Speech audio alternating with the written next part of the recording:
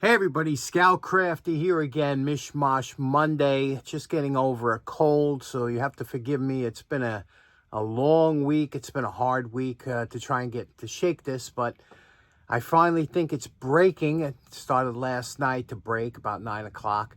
Couple things to talk about. First of all, excuse me, the Kennedy toolbox. I was amazed at how many of you have that exact model toolbox, and very nice to hear your stories of how you acquired it and how much they mean to you. So that was a fun episode. Also, I was talking to my girlfriend today, and I brought up the on an old commercial for TV dinners, and she never had one.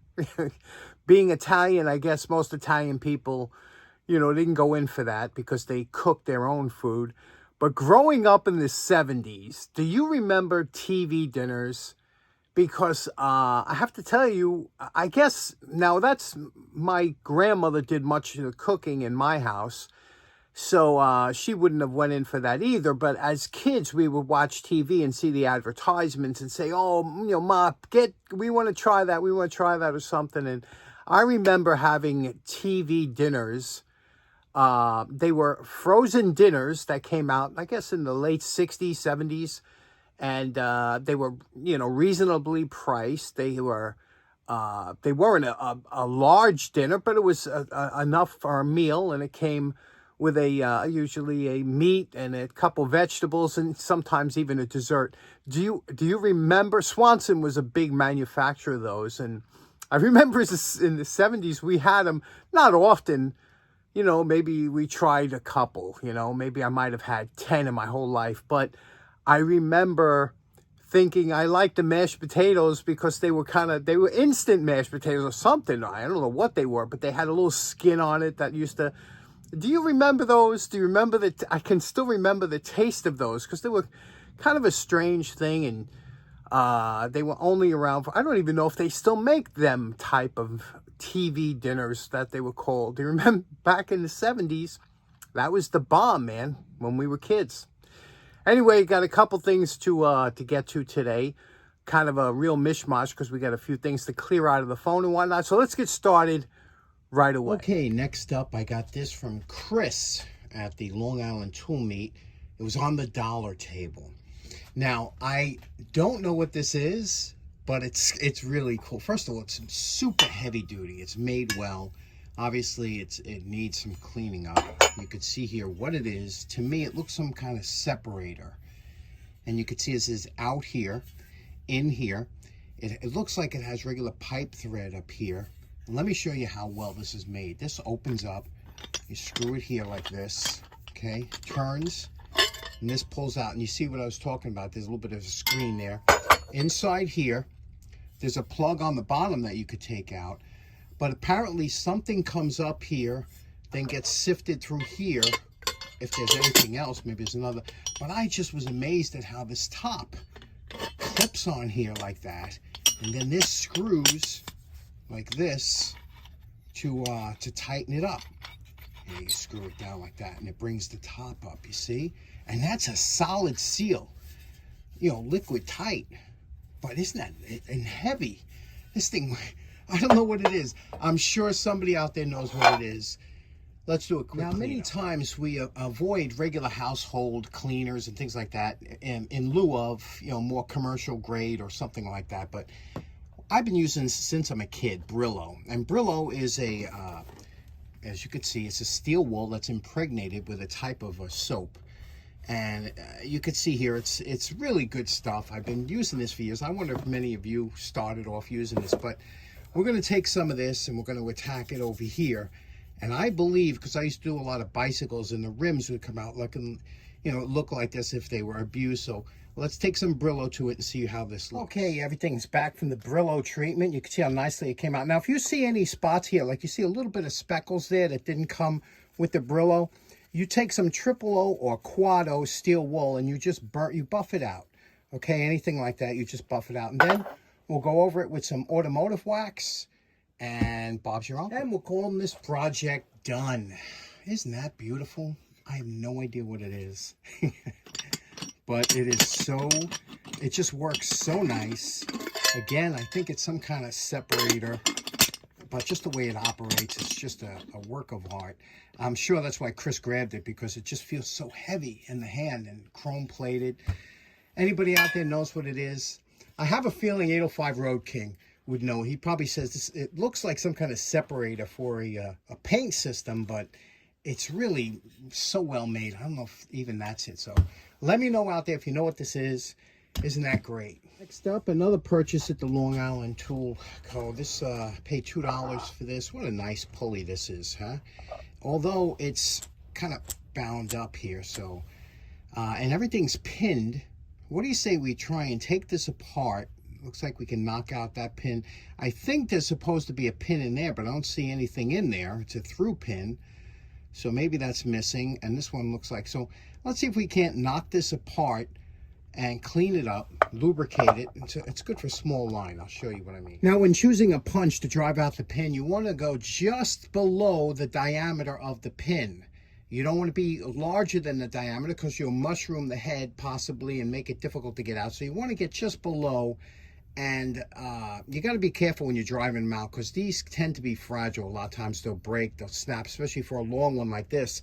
Sometimes if you have a long one, it breaks, you grind it off. For a situation like this, you only need a 1/2 inch or so, or 3/4 of an inch, so that would be fine. But sometimes you need the long ones. So if you look in your collection, see here, like this one here is a shorter one that was ground down, and that one would be a better choice for what we're doing here. Okay, we were able to pop out this pin.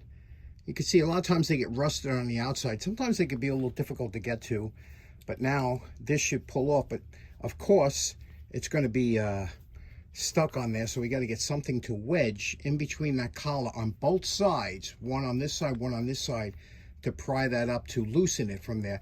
And a little shot of 50-50 is in order. Okay, very interesting. I pulled the pin out and I was trying to get this out. It wouldn't come out, so I removed the pulley. Okay, the pulley came out nice. You know, the pin popped right out. But I noticed that the top of this was swaged over. You see the top of that hook is swaged over this collar. That would make total sense, because if it wasn't swaged over, then the only thing that would stop this from pulling out is the shear factor of this small pin.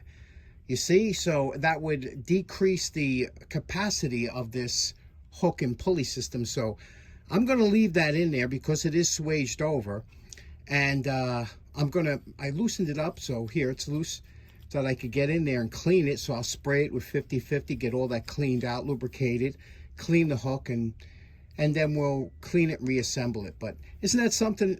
It makes total sense now. This has to be swaged over, so just the shear pin isn't the only thing holding that. You know, every once in a while I come across what I call a conundrum tool, and that's something it's a little difficult to figure out, and that's, I guess, the fun of this hobby. Let's take a look at this. Now, this looks almost homemade, you know, in its casting. Here you can even see it looks like a screw. Now that's where the mold would be screwed together, but it came through. You see that? It's not here. It's just the imprint of the top of a screw. And so here, also, this is a very heavy-duty hook. What is it, 8-ton, 3-ton hook for an aluminum casting, you know? So that's kind of strange that they would put such a heavy hook on a light casting. Look at the wheel here. Not done on a lathe. You know, it's kind of primitive almost, you know. You could see inclusions in the aluminum pour, which is indicative of somebody that doesn't have the right consistency or heat going. And you can see the inclusions in the inside of that pulley there, right? So, but yet it has a bronze bushing. So somebody thought enough to put maybe this was a home brew for somebody, and here's the shaft. Pretty interesting, right? I don't know, I can't figure it out, but you know, I love it. It's just interesting, right? I'm calling this project done. This one here was a lot of fun and good practice. Here's what I did. Obviously cleaned everything up. Now you can see how nicely this swivels when it wouldn't swivel before, and also how nicely it's almost like it's on a bearing. There's lithium grease in there, and put a pin in here. I made a pin. You could see the remnants of the pin. I used a nail, cut the head off a nail, peen it over, and this is just a beautiful little pulley. Good for light duty work. Interesting. Don't know the origins. Looks homemade. What do you think about that? Next up, while we're talking about pulleys, I wondered if you ever saw these style before. You know, as you know, I'm a big fan of all kinds of pulleys for rope experiments and things like that. I used to use these all the time in Scouts, but I picked these up not too long ago from Amazon, and they were pretty inexpensive at about $6.50 each or something. I think they're $13 for two. And they're very well made. I mean, for the money. You couldn't make this for that price. You see what this is? It's a pulley, but there's a couple things about this pulley I want to talk about. Now, they don't give a weight rating with this type of pulley, but this is fantastic if you wanted to hoist something like a bicycle. I'm sure this is good for a couple 100 pounds. I think the weak point of this pulley would probably be, if you look at that nut, the bolt that goes through here to this lifting ring would probably be the weak point here. Other than that, everything else looks to be pretty strong. And again, it's stainless steel, so that's very good. The problem with these pulleys, there's only one problem, because like I said, they're well made, and I'll take it apart and show you in a minute, but there is one issue that's a killer on this, and that is the edges. All the edges here are super sharp, okay? Because I guess they're sheared or whatever, and because they're super sharp, anytime you have a rope passing through here, now this pulley is good because you can see the width of this pulley, unlike the one we did before, which was meant for like a 1/4-inch line. You could see here, and it's very smooth, and there's no rough parts on here at all. This one here is filled with sharp edges. So if you're passing a rope through, especially cotton, polyester, polypropylene, whatever, you could catch it on the edge, and it could damage your rope. So the only issue with this pulley that I have is it's got to be deburred. Let me show you how we would do that. So this is, we have here, it's a circlip or a snap ring. This has to come off. We'll do that real quick. Okay, now here we have the pulley disassembled, and look at the workmanship on here. This is a beautiful piece for $6.50. Can you imagine trying to make this on the lathe yourself? It would just take you hours and hours. And look, it's got, two bearings that fit in here. And they're nice ABEC 7 bearings, you know. Nice bearings that fit in here. And then the pin goes through, obviously, and holds everything together. A couple circlips, washers in here. But like I said, here is the problem. So this nut can't come off because it is peened over on the top, and that's for safety. So what we're going to do, the bolt rather, is we're going to deburr this. I'll show you a couple ways to do it.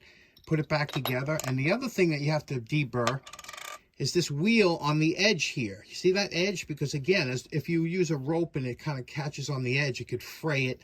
You want everything to be smooth. That's a part of a machinist's job. A lot of times they put these in a tumbler, and that will knock off the edges. But let me show you a couple ways you could deburr. Now, obviously, we have a belt sander, things like that we could touch off the edge. But if you're in the field or something and you had to deburr it, you could take a utility knife, and you could just take it on the 45 like this, and just deburr the edges like this. You remember, you're just taking the sharp edge off, okay?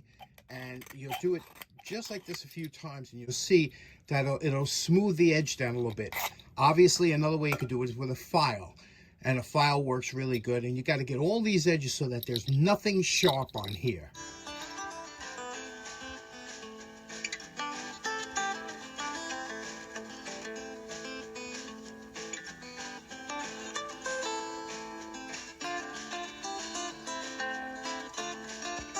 And we're calling this project done. You can see what we did here. If you look closely, you'll see a little light catch off of the bevel right there. You see that? That light catching off. We beveled the inside edges, all the outside edges too. There's no more sharp areas. The wheel, you see around the edge of the wheel here, it's all beveled.